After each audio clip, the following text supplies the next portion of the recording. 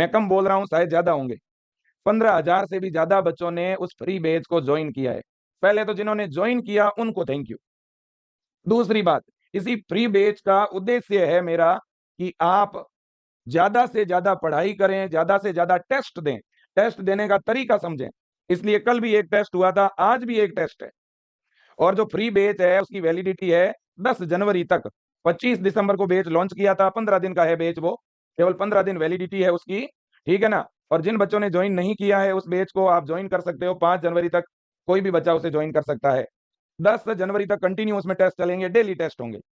और हर दिन टेस्ट पर जो टेस्ट में अच्छा परफॉर्मेंस करेगा, है ना, अच्छे परफॉर्मेंस करने वाले कोई भी बच्चे को रैंक के अनुसार नहीं, अच्छे परफॉर्मेंस के अनुसार नंबर मिलेंगे।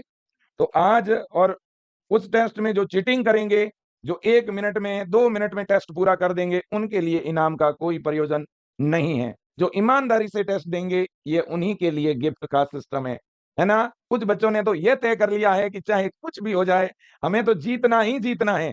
ठीक है कि नहीं है? मैं उन बच्चों की पहले तो तारीफ करना चाहूंगा बेटा, ठीक है ना। आप वास्तव में इतने जागरूक होकर के, ठीक है ना, उस टेस्ट को पहले तो आपने अटेम्प्ट किया, यही बहुत बड़ी बात है भाई, ठीक है ना। ये भी अपने आप में बहुत बड़ी बात है, ठीक है।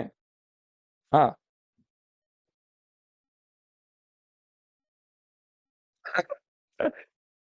वाह जी वाह, क्या बात है। आज थोड़ा लेवल बढ़ा दो सर, पक्का आज लेवल बढ़ा देते हैं। आज रात 9:30 बजे और टेस्ट डालेंगे और उसका लेवल थोड़ा अप कर देंगे।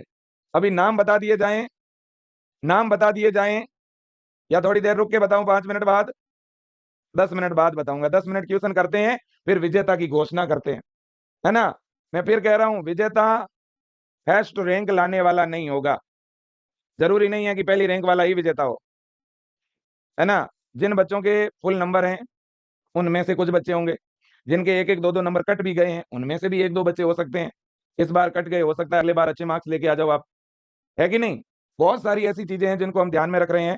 एक पूरा ड्रॉ टाइप बना करके देखो, मेरा तो उद्देश्य आपको इनाम देना है बेटा, ना तो उस बैच का कोई फीस है, और जो इनाम आपके घर पे आएगा उसकी भी कोई फीस नहीं है ना। लेकिन हम जेन्युइन बच्चों को देना चाहते हैं, है ना। लेकिन आपको खुश होना पड़ेगा, यूं मत सोचना अच्छा मेरा नाम तो दिया ही नहीं, उसका नाम कैसे आ गया। यूं सोचोगे तो फिर भाई मुझे भी अच्छा नहीं लगेगा, मेरा मन भी यूं सोचेगा कि यार बढ़िया नहीं लगा। मैं नए साल पे देखो, आप लाखों की संख्या में हो, लाखों को तो इनाम नहीं दे सकते, लेकिन जितना बच्चों को भी दूंगा बिल्कुल मन से दूंगा, ठीक है ना, बिल्कुल बेटा। और जिन बच्चों के टेस्ट में कम नंबर आए हैं उनको निराश नहीं होना है, उनको उस टेस्ट से सीखना है कि यार मेरे जो गलत हुए हैं उनका सही क्या होगा आंसर। उन क्वेश्चंस को लिख लेना अपनी कॉपी में।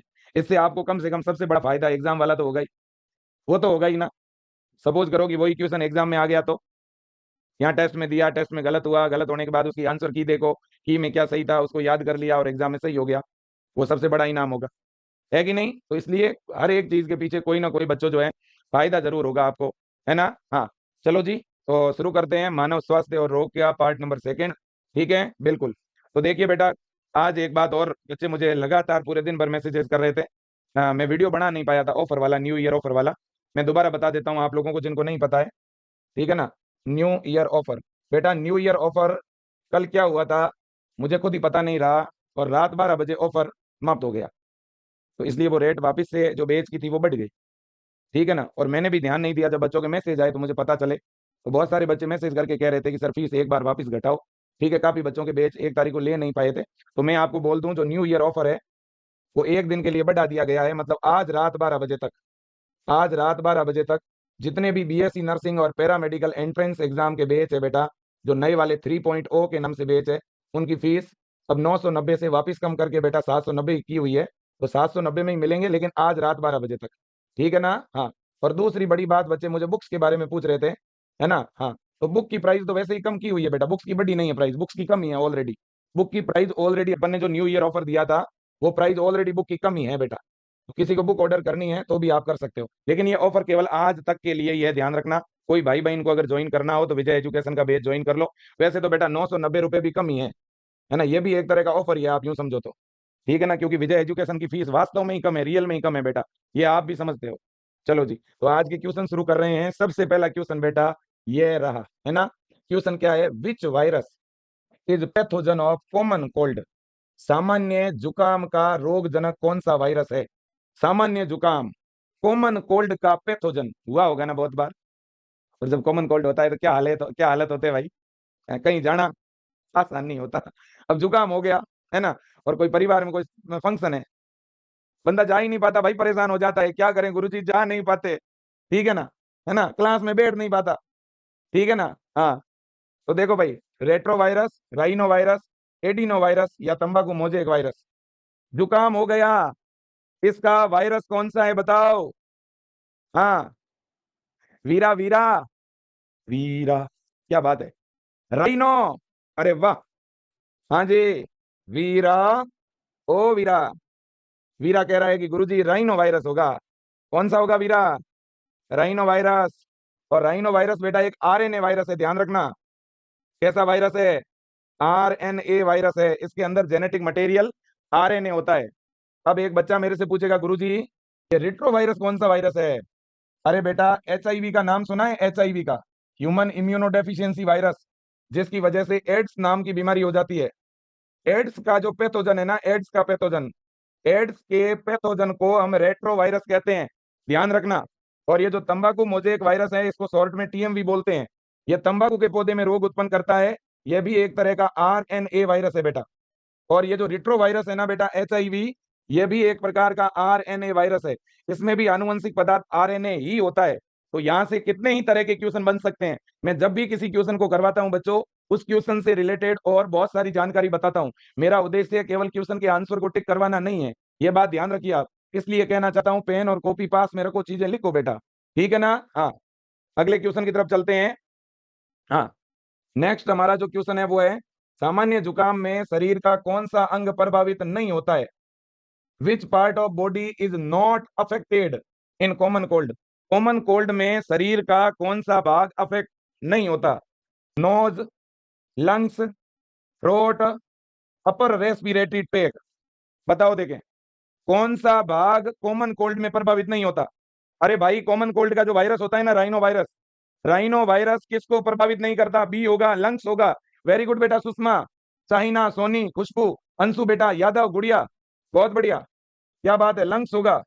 Lungs not affected by rhino virus, क्योंकि राइनो वायरस अगर फेफड़े में आएगा ना बेटा, तो यहाँ जो फेगोसाइट होते हैं वो इसको खत्म कर देते हैं, फेंक देते हैं बाहर, की रवाना हो जा भाई, है ना। हाँ, हमारे अंगने में तेरा क्या काम है, ठीक है ना। तो राइनो वायरस कभी भी लंग्स को अफेक्ट नहीं करता, लेकिन अगर स्ट्रेप्टोकोकस न्यूमोनी नाम का बैक्टीरिया हो, तो वो न्यूमोनिया बीमारी में लंग्स को प्रभावित करता है, ध्यान रख लेना बेटा।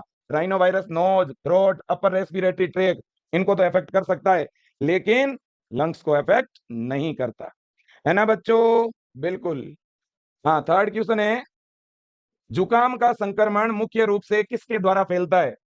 हाँ, how is the infection of common cold mainly transmitted by? बेटा देखो, अगर एक व्यक्ति को कॉमन कोल्ड हो गया, तो यह किसके थ्रू ट्रांसफर होगा? Through food, through water, droplet infection या by mosquito bite? Droplet infection का मतलब होता है सूक्ष्म बूंदक संक्रमण, बताओ। और एक बात और बता दूं आपको, और ये क्वेश्चन कई बार आता भी है बेटा, ध्यान रख लेना, एयर बोर्न इन्फेक्शन, है ना, या ये है क्या, कौन बताएगा आप में से? What is droplet infection? क्या होता है ड्रॉपलेट इन्फेक्शन में? प्रियांशु, आपने गलत कैसे जवाब दिया बेटा? सी किसने बोला? ज्योति गुड़िया, तुमने सी के, हाँ सी होगा भाई, सी होगा। बी, ये क्या हो रहा है भाई, ये क्या हो रहा है? अच्छा, लास्ट वाले का है क्या? मुझे ही कंफ्यूज किए जा रहे हो पागलो, हैं? हाँ, इसका राइट आंसर होगा ड्रॉपलेट इन्फेक्शन। ये जो कोल्ड है ना, कोल्ड बेटा, जिसको जुकाम बोलते हो, ये ड्रॉपलेट इन्फेक्शन की वजह से फैलेगा, बताओ देखे फटाक से। हाँ, बहुत खूब, बहुत बढ़िया, बहुत शानदार, बहुत दमदार। हाँ, सी होगा, बिल्कुल सी होगा। खांसने या सींकने से जो इन्फेक्शन ट्रांसफर होता है उसे ड्रॉपलेट इन्फेक्शन कहते हैं, सही बात है बेटा, बिल्कुल सही है। अगर कोई व्यक्ति खांसता है या कोई व्यक्ति सींकता है ना, हाँ, कोई व्यक्ति स्नीज कर रहा है ना, या खांस रहा है, इसकी वजह से क्या निकलेंगे? ड्रॉपलेट निकलेंगे। और वो जो ड्रॉपलेट होते हैं, वो बेटा इन्फेक्शन फैलाते हैं, जिसको बोलते हैं ड्रॉपलेट इन्फेक्शन। और ड्रॉपलेट इन्फेक्शन को एयरबोर्न इन्फेक्शन भी कहते हैं। ड्रॉपलेट इन्फेक्शन के दो एग्जांपल बताओ, एक तो ये कॉमन कोल्ड हो गया, और एक बताओ। एक तो कोल्ड हो गया, एक और सुना था आपने न्यूमोनिया।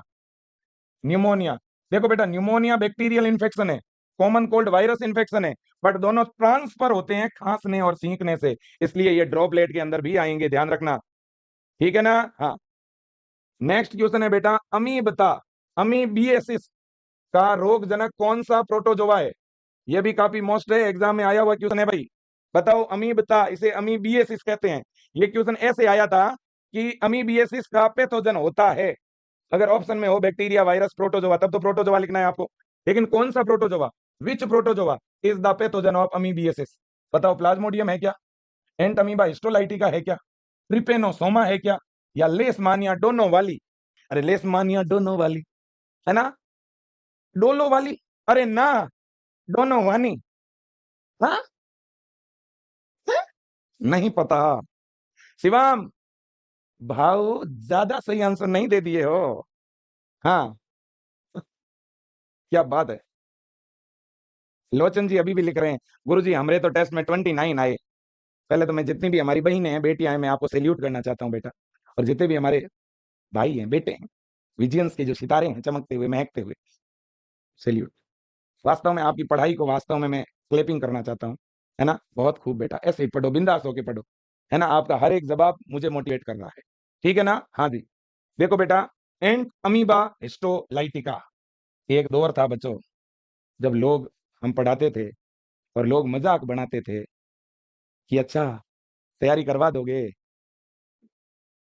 और एक दौर आया जब विजय टीम बच्चों से मिलने के लिए, जब जयपुर के अंदर एक मीटअप रखा, हम सारे लोग डर रहे थे कि पता नहीं मीटअप में बच्चे आएंगे कि नहीं आएंगे, अंदर से घबराए हुए एक दूसरे का मुंह देख रहे थे कि भाई क्या होगा, बेइज्जती तो नहीं हो जाएगी। लेकिन भाई साहब, जो सैलाब आया, रेलवे स्टेशन जाम हो गया था भाई साहब, रेलवे स्टेशन का, कि पुलिस आई और पुलिस ने वहां से उस भीड़ को मैनेज किया, है ना। ये स्थिति, ये ताकत हमारे विजियंस के अंदर है। मुझे याद है, मैं लखनऊ की अटल बिहारी वाजपेयी यूनिवर्सिटी गया था, 2 साल पहले की बात कर रहा हूँ, मैंने 18 मार्च 2022 की, 23 की, 24 की बात है, और भाई साहब एक मैसेज डाला था केवल टेलीग्राम पे, वीडियो भी नहीं बनाया पहले, बाद में बनाया था। वहां इतनी बड़ी संख्या में बच्चे आ गए कि यूनिवर्सिटी को अपना फैसला बदलना पड़ा, और ऐसे कई वाक्य आए जब बच्चों ने याद किया और हम लोग वहां गए, और हर एक मामले में हमने बच्चों को जीत दिलाई, ठीक है ना। आप बच्चों की ताकत के सामने वो सारे लोग धराशायी हो गए जो हंसते थे अपने विजय टीम के ऊपर, अपने विजियंस के ऊपर।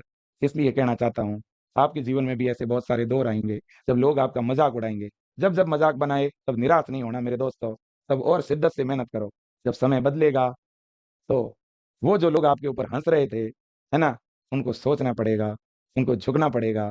तो इसलिए अपनी सफलता और अपनी मेहनत से औरों को झुकाइएगा, औरों को जवाब दीजिएगा, बोल करके नहीं, है ना। हाँ जी, मेरे मित्रों, मेरे प्यारे बच्चों, एंट अमीबा हिस्टोलाइटिका, ये बेटा एक प्रोटोजोआ है, इस प्रोटोजोआ से अमीबिएसिस बीमारी होती है, ध्यान रखना। अमीबिएसिस एक ऐसी बीमारी है बेटा, है ना, ये एक ऐसा रोग है जिसकी वजह से हमारी जो लार्ज इंटेस्टाइन होती है ना बेटा, है ना, लार्ज इंटेस्टाइन, जो अपनी बड़ी वाली आंत होती है ना बेटा, ये बड़ी आंत प्रभावित होती है, बड़ी आंत के अंदर इसका संक्रमण फैलता है। ये जो एंट अमीबा हिस्टोलाइटिका है ना, ये हमारी बड़ी आंत को संक्रमित करता है। आगे चलते हैं अगले क्वेश्चन की तरफ, ठीक है कि नहीं, चलें आगे। अरे सर, हाँ जी, अब देखो बेटा, अमीबता यानी अमीबियसिस रोग का वाहक कौन है? Who is the mechanical carrier of amoebiasis? Amoebiasis रोग का वेक्टर कौन है बेटा? मादा एनाफ्लीज, फीमेल एनाफ्लीज, घरेलू मक्खी यानी हाउस फ्लाई, पिस्सू, या खटमल? बताओ। हाँ, बहुत ही बढ़िया बेटा, बहुत खूब, बहुत बढ़िया, बहुत बढ़िया, बहुत बढ़िया। अंशु बेटा, नित्या, नवनीत, हाँ, एक बार सारे बच्चे इस वीडियो को शेयर करो बेटा। हाँ, एक बात मैं आपसे पूछना चाहता हूं, क्या बेटा अपन नेक्स्ट संडे को एक मैराथन ऑर्गेनाइज करें क्या? मैराथन, है ना। हाँ, नेक्स्ट संडे को अपन मैराथन ऑर्गेनाइज कर दें क्या? हाँ, नेक्स्ट संडे जब भी है तब एक यूट्यूब पे एक मैराथन लेके आते हैं, है ना, यूट्यूब मैराथन 11 जनवरी 2026, 11 जनवरी 2026 को एक मैराथन प्लान कर लें, उससे मोटिवेटेड हो जाएंगे। 5 जनवरी को भी, 5 जनवरी का तो भाई साहब केक वेक काटेंगे थोड़ा, है ना। हाँ जी, हाँ, धीमान जी, ज्योति जी, अनुज जी, अब देखो बेटा, अगर मैं बात करूं अमीबता की, अमीबता का जो वाहक है वो है घरेलू मक्खी, ये ध्यान रख लेना बेटा, ऑप्शन नंबर बी आपका सही होगा। हाउस फ्लाई जो है ना, जिसको अपन घरेलू मक्खी बोलते हैं बेटा, हाउस फ्लाई जिसको अपन घरेलू मक्खी बोलते हैं, ये वाहक है, ये वेक्टर है बेटा, ध्यान रख लेना। ठीक है ना। अमीबिएसिस जो बीमारी है, इस अमीबिएसिस रोग की वेक्टर कौन है? हाउस फ्लाई, घरेलू मक्खी। इसका रोग जनक तो है एंट अमीबा हिस्टोलिटिका, लेकिन इस रोग जनक को हमारे शरीर तक जो लेके आती है वो ये हाउस फ्लाई है, घरेलू मक्खी। इसको बोलते हैं वाहक, वेक्टर। ठीक है ना बेटा, कोई दिक्कत कोई परेशानी नहीं है। इसी तरह से बेटा मलेरिया रोग का वाहक कौन है बताओ? ये क्वेश्चन मैं कल भी आपको करवा चुका हूं। Who is the vector of malaria disease? देखो बेटा, एक होता है वेक्टर और दूसरा होता है पैथोजन। पैथोजन तो बेटा डिजीज कोजिंग एजेंट है, बीमारी उत्पन्न करने वाला कारक। और वेक्टर क्या करता है? ट्रांसफर करता है।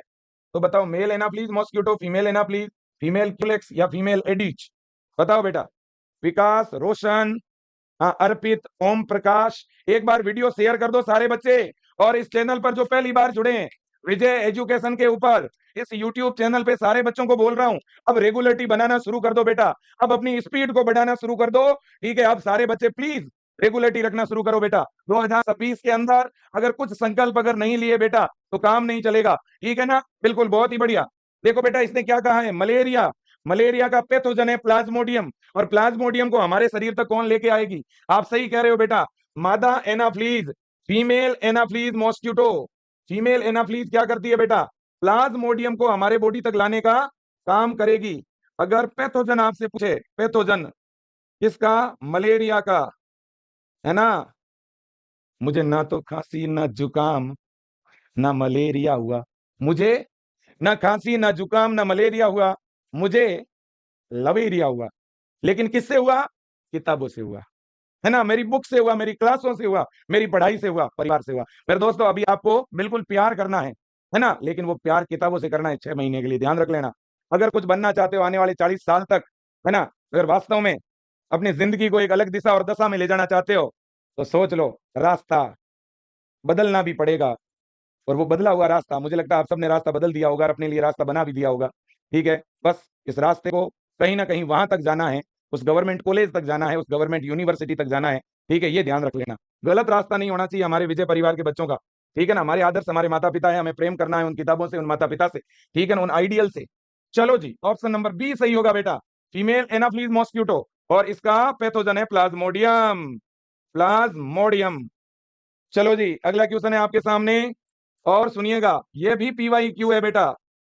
कई राज्यों के अंदर पूछा गया क्वेश्चन है, हमेशा पूछा जाता है। सबसे घातक या मेलिग्नेंट मलेरिया प्लाज्मोडियम की किस प्रजाति से होता है? Which species of plasmodium cause the most fatal और मेलिग्नेंट मलेरिया? मेलिग्नेंट मलेरिया किसके द्वारा होगा? खतरनाक मलेरिया जिससे कई बार व्यक्ति की मौत भी हो जाती है। आपने सुना होगा कि उसके तो मलेरिया दिमाग में चढ़ गया। अब वास्तव में वो दिमाग में नहीं चढ़ा, वो मलेरिया उसे जो हुआ वो एक अलग तरह के प्लाज्मोडियम से हुआ। प्लाज्मोडियम की 4 जातियां हैं बेटा। प्लाज्मोडियम की टोटल कितनी स्पीसीज हैं? 4 स्पीसीज हैं। पहली का नाम है वाइवेक्स, दूसरी है प्लाज्मोडियम मलेरियाई, तीसरी है प्लाज्मोडियम फेल्सीपेरम, और चौथी है प्लाज्मोडियम ओवल। ये 4 जातियां हैं प्लाज्मोडियम की, और इनमें से जो सबसे खतरनाक है, आप सही कह रहे हो, 85% बच्चे कह रहे हैं प्लाज्मोडियम फेल्सीपेरम। बिल्कुल सही है बेटा, ये सबसे ज्यादा खतरनाक है। इससे होता है मेलिग्नेंट मलेरिया। कौन सा मलेरिया बेटा? मेलिग्नेंट मलेरिया किससे होगा बेटा? प्लाज्मोडियम फैल्सीपेरम के द्वारा। और वैसे कितनी स्पीसीज है प्लाज्मोडियम की बेटा? 4 स्पीसीज है। प्लाज्मोडियम की 4 जातियां हैं बेटा, ध्यान रखना, जिनमें सबसे खतरनाक है फैल्सीपेरम, है ना। एफ, एफ से फैल्सी, एफ से फैल, एफ से फेटल। फेटल का मतलब होता है मृत्यु या घातक। तो फेटल मलेरिया किससे होगा? फैल्सीपेरम फेटल। फैल्सीपेरम कैसा होता है? फेटल। याद रख लोगे ना बेटा? हाँ। इसके बाद में नेक्स्ट क्वेश्चन है, प्लाज्मोडियम मानव शरीर में किस अवस्था में प्रवेश करता है? In which stage does plasmodium enter in the human body? हमारे शरीर में प्लाज्मोडियम किस स्टेज में एंटर करेगा? Merozoite, sporozoite, gametocyte, trophozoite? कौन सी स्टेज के अंदर हमारे शरीर में आएगा बेटा मलेरिया? बताओ, देखे प्लाज्मोडियम, है ना। और ये क्वेश्चन ऐसे भी आता है बेटा, infectious stage of Plasmodium, Plasmodium की संक्रामक अवस्था कौन सी है? यह भी पूछा जाता है बेटा, संक्रामक अवस्था। प्लाज्मोडियम की संक्रमण फैलाने वाली अवस्था को क्या कहते हैं? यह क्वेश्चन दो प्रकार से आ सकता है। एक तो ऐसे आ सकता है, infectious stage of Plasmodium, Plasmodium की संक्रामक अवस्था।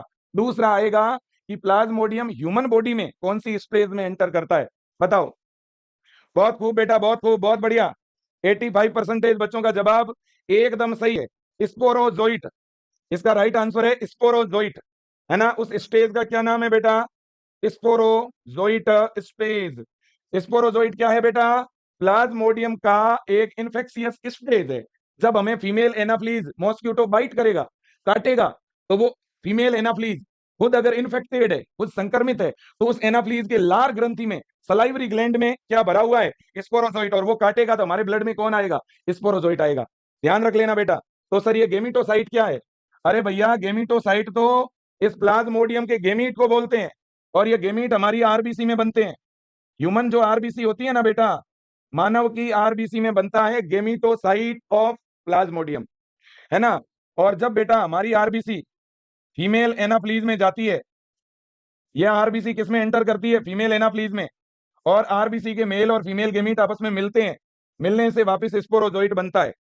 चलो भाई, अगले क्वेश्चन की तरफ चलते हैं बेटा। हाँ, अगला क्वेश्चन है, प्लाज्मोडियम अपना अलैंगिक जनन कहां पर पूरा करता है? बताओ बेटा। Where does plasmodium complete its asexual reproduction? बेटा, प्लाज्मोडियम अलैंगिक जनन कहां पे करता है? ओनली इन मॉस्किटो, केवल मच्छर में? मानव में, यानी मानव की आरबीसी और लीवर में? मिट्टी में, इन सॉइल? वाटर में, इन वाटर? बताओ। Asexual reproduction, Plasmodium asexual reproduction कहां करेगा बेटा? प्रियांशु, रागिनी, हाँ, सीता, रंजीत, अभिमन्यु, हाँ, मिस्टर अशोक, अनुष्का, प्रियांशु, हाँ बेटा, अबू, शाहू, अखिलेश। बहुत ही बढ़िया, वेरी नाइस बेटा, वेरी नाइस। हाँ जी। तो देखिए बेटा, राइट आंसर क्या होगा? ह्यूमन आरबीसी, मानव की आरबीसी के अंदर एसेक्सुअल रिप्रोडक्शन करेगा। कौन करेगा मानव आरबीसी में एसेक्सुअल रिप्रोडक्शन? प्लाज्मोडियम। कौन? अरे कौन? अरे बोलो ना, आप कौन हो? आपका नाम बताओ पहले। आपका अगर नाम नहीं बताओगे तो फिर कैसे चलेगा? तो फिर आपको बुखार आ जाएगा। हाँ, मलेरिया में ठंड और बुखार के लिए जिम्मेदार विषैला पदार्थ कौन सा है? बताओ। देखें, ये देखो विषैला पदार्थ, है ना। देखो, मलेरिया में ठंड और बुखार के लिए जिम्मेदार विषैला पदार्थ कौन सा है? Which toxic substance is responsible for chill and fever in malaria? Chilly fever, ठंड के साथ बुखार आना, यह किसकी वजह से होता है? जरा बताओ, बताइए। हीमोग्लोबिन, हीमोजोइन, हाँ, इंटरफेरोन या इरुडीन? बताइए किसकी वजह से? हाँ जी, पहले बताओ आप क्यों आए भाई? ऐसे ही ऐसे ही क्यों आए? हमें डिस्टर्ब करने के लिए? बात बैठ के ना जवाब फिर क्या कर। कभी नहीं जाएंगे। आपने तो बोला था, कब बोला था? फिर उनके फोन लगाने पे नहीं बोला। बोला नहीं बोला। बोला हाँ, चलेंगे, चले, ठीक है। कब चलेंगे? क्लास पूरी होने के आधे घंटे के बाद चलेंगे। नहीं, अब ऐसे मत करो बेटा, मेरी क्लास पूरी, ठीक है। यहाँ बैठ जाओ आप। हाँ जी। तो अब देखिएगा मेरे दोस्तों, हाँ, तो बेटा हीमोजोइन की हम बात कर रहे हैं। हीमोजोइन एक जहरीला पदार्थ है, एक टॉक्सिक सब्सटेंस है। और ये जो सब्सटेंस है ना बेटा, ये हीमोजोइन नाम का जो पदार्थ है, ये हमारी आरबीसी के अंदर, ह्यूमन आरबीसी में प्लाज्मोडियम, प्लाज्मोडियम द्वारा स्रावित, प्लाज्मोडियम इसका निर्माण करता है बेटा, इसका सिक्रेशन करता है। तो इसकी वजह से हमें आता है चिल्ली फीवर, मतलब कि ठंड वाला बुखार, कपकपी वाला बुखार। हमारे यहाँ पे कपकपी को बोलते हैं धूजनी, धूजनी, है ना बेटा। आप इसको बोलते हो ठंड, और कपकपी, है ना। ये हो गया कपी कपी, अरे कपकपी, है ना। हाँ, तो भाई साहब, धूजनी बुखार क्या बोलते हैं हमारे इधर इसको? डॉक्टर साहब, है ना। शरीर धूजे, तो शरीर धूजने का मतलब है शरीर में कंपन होना, है ना। तो भाई साहब, शरीर में वाइब्रेशन शुरू हो गए बुखार के साथ। किसकी वजह से शुरू हो गए? अरे मलेरिया का जो आपके शरीर में आया हुआ है ना प्लाज्मोडियम, उसने एक जहरीला पदार्थ बनाया हीमोजोइन, इस टॉक्सिन की वजह से आपको ठंड वाला बुखार आया। ये मलेरिया का मुख्य लक्षण है, ध्यान रख लेना, ठीक है ना। हाँ हाँ हाँ, अरे जी जी जी जी जी। इसके बाद, हाँ जी, इसके बाद में ये क्वेश्चन आपके लिए है, वेरी वेरी मोस्ट है ये क्वेश्चन भी, लेकिन ये क्वेश्चन आपके लिए है बेटा।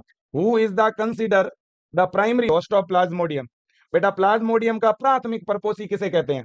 देखो प्लाज्मोडियम के दो होस्ट होते हैं, प्लाज्मोडियम दो जीवों के शरीर में जनन करता है, इतना तो आपको पता ही है भाई। प्लाज्मोडियम ह्यूमन में और फीमेल एनाफ्लीज में, फीमेल एनाफ्लीज दोनों में ही रिप्रोडक्शन करेगा। ह्यूमन के अंदर तो एसेक्सुअल रिप्रोडक्शन करता है बेटा, और फीमेल एनाफ्लीज में सेक्सुअल रिप्रोडक्शन करता है। मादा एनाफ्लीज के अंदर जो प्लाज्मोडियम है वो लैंगिक जनन करता है कि नहीं? बिल्कुल। और मानव में अलैंगिक जनन करता है। तो अब देखो दो होस्ट हो गए, इनमें प्राइमरी होस्ट कौन है और सेकेंडरी होस्ट कौन है ना? इस प्लाज्मोडियम के लिए प्राइमरी होस्ट कौन है और सेकेंडरी होस्ट कौन है? इन्होंने इस क्वेश्चन में प्राइमरी पूछा है, तो प्राइमरी कौन है बताओ बताओ बताओ, प्राइमरी होस्ट कौन है? हाँ बताइएगा। हाँ, महाराष्ट्र के लिए विजय एजुकेशन का बैच कौन सा है? बैच का नाम है ब्रह्मास्त्र 3.0, ब्रह्मास्त्र 3.0, ठीक है बेटा, ब्रह्मास्त्र 3.0। हाँ बिल्कुल, आप इस क्लास को देखें बढ़िया तरह से। यूपी के लिए है अटल 3.0, अटल 3.0, बिहार के लिए है लक्ष्य 3.0, राजस्थान के लिए जीत 3.0, एमपी के लिए उड़ान 3.0, हरियाणा के लिए सीईटी 3.0 और बाकी राज्यों के लिए ब्रह्मास्त्र 3.0 बैच है, एम्स के लिए विजेता 3.0 बैच है। हाँ जी, देखिएगा बेटा, प्राइमरी होस्ट मानते हैं फीमेल एनाफ्लीज को, फीमेल एनाफ्लीज है प्राइमरी होस्ट और मानव है सेकेंडरी होस्ट, सेकेंडरी होस्ट है ना। द्वितीय परपोषी है मानव, प्राथमिक परपोषी है मच्छर, जिसमें लैंगिक जनन होगा वो प्राथमिक हो गया, और जिसके अंदर अलैंगिक जनन हो रहा है वो द्वितीयक हो गया। ठीक है ना बेटा, याद रख लोगे ने? बिल्कुल याद रख लेंगे। तो कितने होस्ट हुए बेटा? प्लाज्मोडियम के दो परपोषी है, दो जीवों के अंदर प्लाज्मोडियम अपना जीवन चक्र पूरा करता है, सीधी सी बात है, सिंपल सी बात है, ठीक है ना? हाँ जी। इसके बाद में हाँ, अगला क्वेश्चन है बेटा, एस्केरियासिस रोग का कारक जीव कौन सा है? Which is the causative organism of ascariasis disease? ये बीमारी है एस्केरियासिस, ये किसके द्वारा होगी? वुचेरेरिया, एस्केरिस लुम्ब्रिकोइड, प्लाज्मोडियम या साल्मोनेला? बताओ, एक बीमारी है एस्केरियासिस, ये रोग किस पैथोजन की वजह से होगा? मैं इतना आपको बता देता हूं कि यह बीमारी होती है वर्म की वजह से, वर्म को बोला जाता है कृमि, और इस बीमारी को उत्पन्न करने वाला जो कृमि है वो होता है राउंड वर्म, गोल कृमि। इस तरह के आपने बुक में देखे भी होंगे, इस तरह के ऐसे, इस तरह के इमेज जरूर देखे होंगे बुक के अंदर बेटा, इनको बोला जाता है राउंड वर्म। और अरे जब रोग का नाम एस्केरियासिस है तो इसके जैसा जैसा ऑप्शन ये रहा, एस्केरिस, एस्केरिस के द्वारा होगा एस्केरियासिस, जैसा नाम वैसा ही बीमारी का नाम। रोगाणु है एस्केरिस लुम्ब्रिकोइड और इससे बीमारी होती है एस्केरियासिस। और यह रोग उत्पन्न करने वाले, इस बीमारी को उत्पन्न करने वाले इस रोग जनक को, इस पैथोजन को हम बोलते हैं राउंड वर्म। और ये राउंड वर्म जो है ना बेटा, एस्केरिस, ये एस्के हेलमिन्थस ग्रुप के अंदर आता है। एनिमल के अंदर अलग अलग फाइलम होते हैं, अलग अलग संघ होते हैं, तो इसका जो संघ है ना वो कौन सा है? एस्के हेलमिन्थिस, है ना? याद रख लेना बेटा। एस्केरिस मानव शरीर के किस अंग को प्रभावित करता है? बेटा ये जो एस्केरिस है ना, ये परजीवी होता है, ये दूसरों के शरीर के अंदर जाकर के और भोजन प्राप्त करता है, मतलब ये पैरासाइट होते हैं, एंडोपैरासाइट, अंतः परजीवी है। कैसा है बेटा? अंतः परजीवी है। तो ये एस्केरिस हमारे कौन से अंग के अंदर जाके पैरासाइट के तौर पर रहेगा? विच part of human body does Ascaris affect? बताओ, लंग्स, लीवर, स्मॉल इंटेस्टाइन या किडनी? बताइए, देखो बहुत प्यारा क्वेश्चन है ये। एस्केरिस, जिससे एक बीमारी हो रही है एस्केरियासिस, है ना, एस्केरियासिस, है ना, ये डिजीज हो रही है इसकी वजह से, है ना। अब बच्चों इस डिजीज के अंदर कौन प्रभावित होगा? अरे सीधी सी बात है भाई, इसकी वजह से हमारी स्मॉल इंटेस्टाइन प्रभावित होती है। आप लोगों ने सी बोला है ना। तो अगर मैं आपसे पूछूं लार्ज इंटेस्टाइन को कौन इफेक्ट करता है? लार्ज इंटेस्टाइन, तो लार्ज इंटेस्टाइन तो बेटा आपने पढ़ा था अमीबियासिस, अमीबियासिस एक बीमारी है, उसमें प्रभावित होती है लार्ज इंटेस्टाइन। और लार्ज इंटेस्टाइन के अंदर इस अमीबियासिस का पैथोजन है एंट अमीबा हिस्टोलिटिका, एंट अमीबा हिस्टोलाइटिका, ये एक प्रोटोजोआ है, ये प्रोटोजोआ भाई साहब इस लार्ज इंटेस्टाइन में जाके संक्रमण फैलाता है, जिससे अमीबियासिस बीमारी होती है। अमीबियासिस जो रोग है उसमें तो लार्ज इंटेस्टाइन प्रभावित होगी।